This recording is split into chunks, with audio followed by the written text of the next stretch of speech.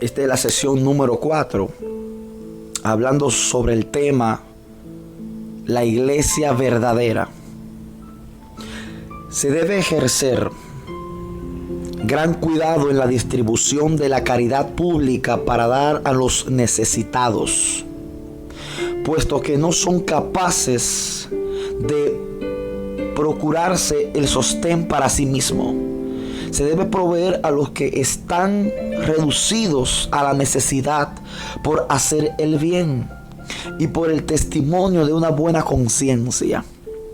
He aquí uno mencionado en particular, notable por esta caridad generosa, y este era Bernabé, como quien es nombrado para ser un predicador del evangelio. Él se desembarazó y soltó de los asuntos de esta vida cuando prevalecen tales disposiciones y se las ejerce conforme a las circunstancias de los tiempos. El testimonio tendrá un poder muy grande sobre el prójimo.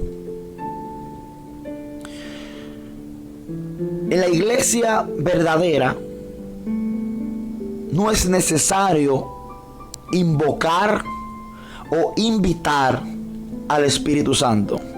Me explico. Entiéndase, el Espíritu Santo vive, habita, mora, está en la iglesia verdadera. Me explico mejor. No es necesario llamar a alguien que ande contigo. Por ejemplo, si usted anda con un amigo y ese amigo, por mencionar un nombre, se llama Juan, usted jamás le diría al mismo Juan: ¿dónde está Juan? Resultaría ilógico que usted, estando al frente de Juan, usted comience a decir: necesito a Juan a mi lado. Una de las características que tiene la iglesia verdadera es que está convencida que el Espíritu Santo está en ellos y Él mismo respalda a la iglesia. Y vamos a ver un ejemplo de la convivencia con el Espíritu Santo, que morando en su iglesia no se puede mentir, porque esta presencia de Dios está muy pendiente de lo que pactamos, hacemos y decimos. En Hechos capítulo 5 nos dice: entonces cierto varón de nombre Ananías, con Zafira su mujer, vendió una propiedad, pero sustrajo parte del precio, sabiéndolo también la mujer, y trayendo una parte la puso a los pies de los apóstoles. Y le dijo Pedro a Ananías: ¿por qué llenó Satanás tu corazón para que mintieras al Espíritu Santo y sustrajeras del precio de la propiedad, reteniéndola? ¿Acaso no quedaba siendo tuya? Y una vez vendida, ¿no estaba a tu disposición? ¿Por qué pusiste este asunto en tu corazón? No has mentido a los hombres, sino a Dios. Al oír estas palabras, Ananías cayó y expiró, y vino un gran temor sobre todos los que lo oían. Levantándose los jóvenes, lo amortajaron, lo sacaron y lo sepultaron. hubo un intervalo como de 3 horas y entró su mujer, que no sabía lo sucedido. Entonces Pedro le dijo: dime, ¿vendisteis en tanto la propiedad? Y ella respondió: sí, en tanto. Y Pedro a ella les dijo: ¿por qué os pusisteis de acuerdo para tener al Espíritu del Señor? He aquí a la puerta de los pies de los que sepultaron a tu marido, y te sacarán a ti. Y al instante cayó a sus pies y murió. Y cuando entraron los jóvenes, la hallaron muerta, y sacándola, la sepultaron junto a su marido. Y vino un gran temor sobre toda la iglesia y sobre todos los que oían estas cosas. El pecado de Ananías y Zafira era que ambicionaban que se pasara que ellos eran discípulos eminentes, cuando no eran discípulos verdaderos.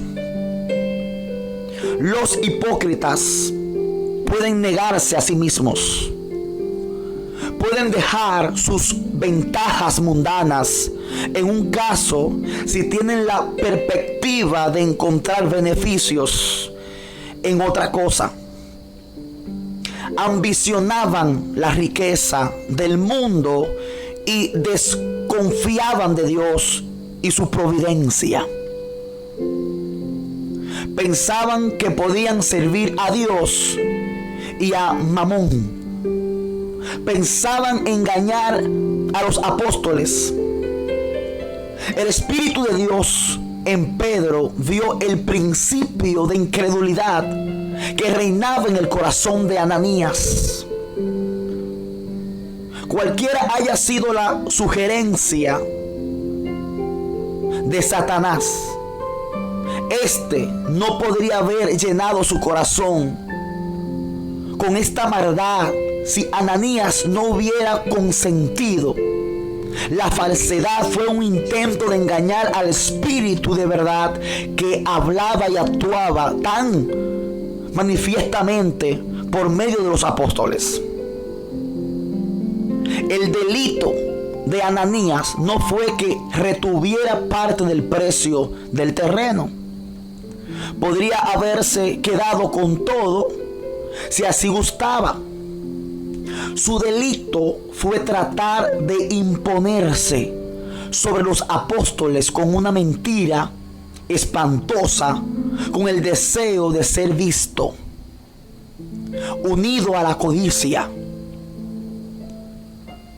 Si pensamos que podemos engañar a Dios, engañaremos fatalmente nuestra propia alma.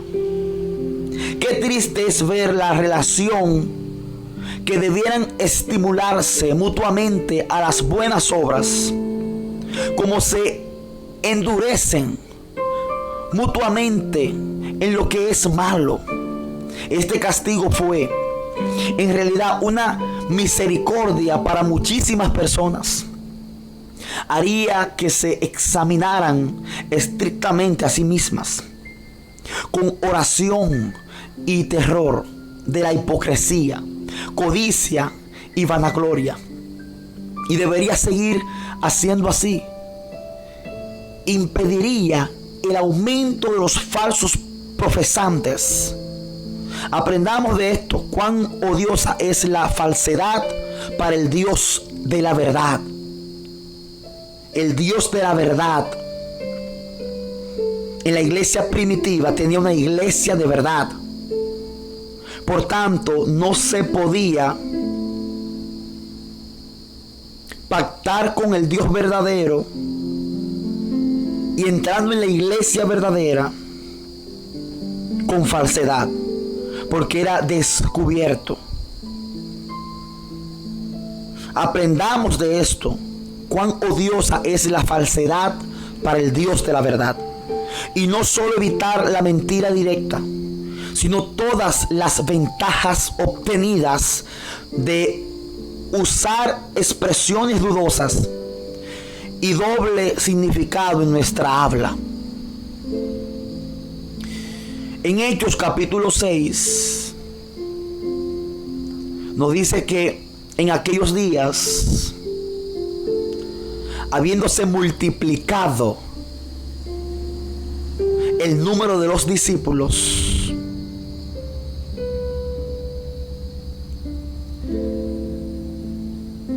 dice que los helenistas comentaron a los hebreos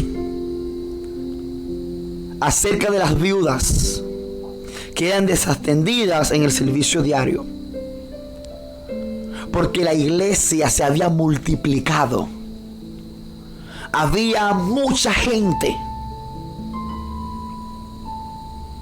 Y yo no sé si a ti te llama la atención la expresión multiplicación. Se habían multiplicado. Yo no sé cuántas estrategias hoy hace la iglesia para multiplicarse. ¿Cuántos métodos utiliza la iglesia para multiplicarse? Sin embargo, la iglesia primitiva encaminó un principio del Mesías. Es decir, los apóstoles, cuando fueron discípulos de Jesús, aprendieron el principio de la enseñanza de su maestro. Y cuando lo aplicaron enseñando, siendo ellos ya apóstoles, las personas de todo el entorno y de todo Jerusalén comenzó a escuchar. Es que el método divino nunca fallará. El método divino o el método de Cristo nunca va a fallar. El método de Cristo y su ministerio era de M a M, multitud y montaña. Y le seguía mucha gente en los relatos de los libros de los evangelios, Marcos, Mateo, Lucas. Si tú lees bien acerca del ministerio de Jesús, veía cómo la multitud estaba siempre con él. Tenía sed de escucharlo, querían verlo. ¿Cuál era el método de Cristo?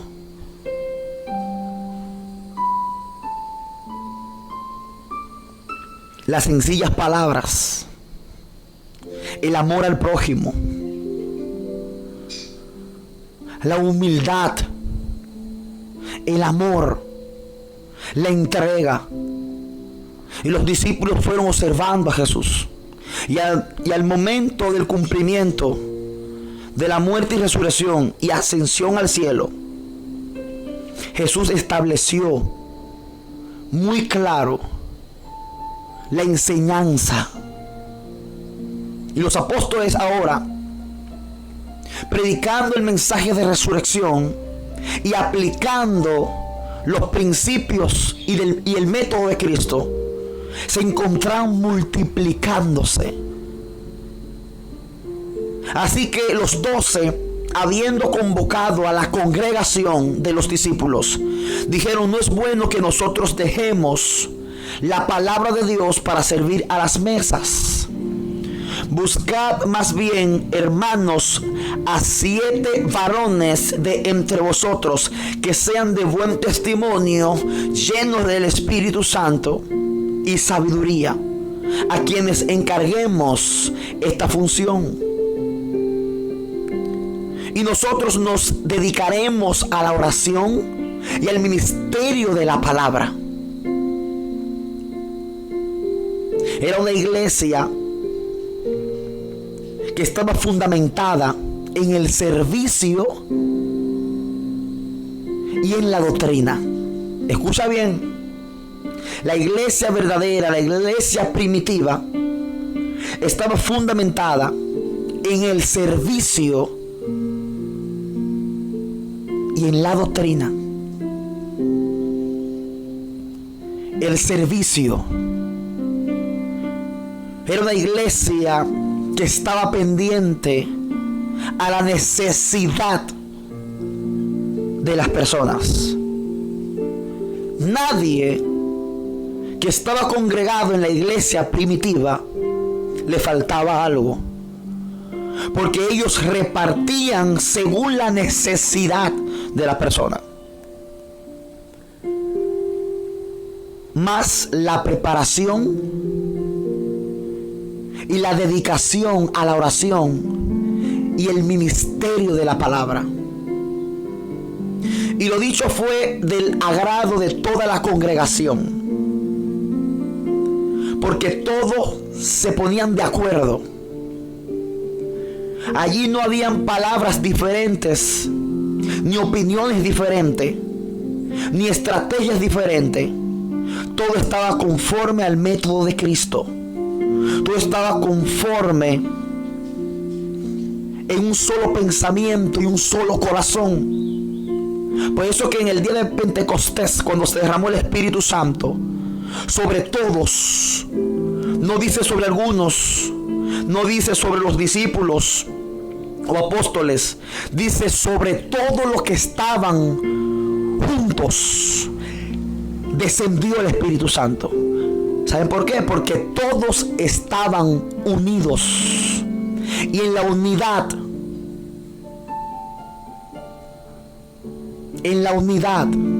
hay un código. Porque el mismo Jesús dijo, si dos están de acuerdo, sucederán las cosas. Y al ellos estar unidos, se multiplicaban. El Espíritu Santo moraba en la iglesia. La presencia de Jehová, más la doctrina enseñada por el Maestro Jesús. Y lo dicho fue del agrado de toda la congregación. Y escogieron a Esteban, varón lleno de fe y del Espíritu Santo, y a Felipe, y a Prócoro, a Nicanor, a Timón, a Parmenas y a Nicolás, prosélito de Antioquía, a quienes presentaron delante de los apóstoles, y después de orar le impusieron las manos. La palabra de Dios crecía y el número de los discípulos se multiplicaba grandemente en Jerusalén. Y un gran número de los sacerdotes obedecían a la fe. La iglesia primitiva nunca hizo una campaña. La iglesia primitiva nunca hizo cartelones. La iglesia primitiva nunca hizo unas grandes hazañas en estadios. Todos esos métodos son buenos, pero el método de Cristo es el mejor. Hasta ahora los discípulos habían sido unánimes. A menudo esto se había notado para honra de ellos. Y ahora se habían multiplicado. La palabra de Dios era suficiente para cautivar todos los pensamientos. Escúchame bien. La palabra de Dios era suficiente para cautivar todos los pensamientos, los intereses y el tiempo de los apóstoles. Las personas elegidas para servir las mesas deben estar debidamente calificadas. Deben estar llenas con dones y gracia del Espíritu Santo, necesarios para administrar rectamente este cometido. Hombres veraces que odien la codicia. Todos los que están al servicio de la iglesia deben ser encomendados a la gracia divina por las oraciones de la iglesia. Ellos los bendijeron en el nombre del Señor. La palabra y la gracia de Dios se magnificaban grandemente cuando trabajaban en las personas que parecen menos probables para eso. Esta iglesia estaba clara de que en todo su alrededor había necesidad. Y Jesús predicaba la palabra del reino, pero estaba pendiente a la necesidad del hombre. Cristo predicaba, Cristo enseñaba, pero también repartía, también suplía. Y cómo se añadían en grandes multitudes para escuchar el hombre más humilde y más manso que pasó por este planeta Tierra.